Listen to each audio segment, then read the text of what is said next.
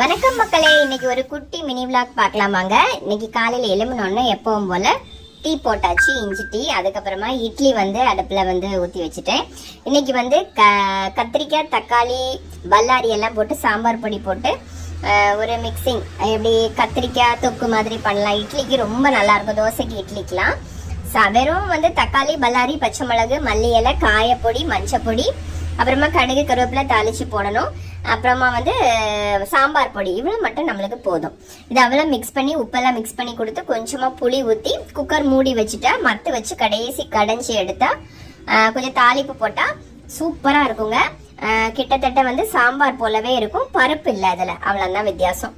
இந்த புளி பார்த்து நம்ம ஊற்றணும். செம்ம டேஸ்டா இருக்கும். தேங்காய் எண்ணெயில தாளிச்சு கொட்டணும். ஒரு வழியா இட்லி ரெடி ஆயிடுச்சு. இனி இட்லிக்கு இந்த கத்திரிக்காய் தொக்கை அப்படியே ஊற்றி சூடாக பிணைஞ்சு சாப்பிடும் போது செம்மையா இருக்கும். கூடவே ஒரு சிப் டீ. ஓகே ஃப்ரெண்ட்ஸ், பாய்.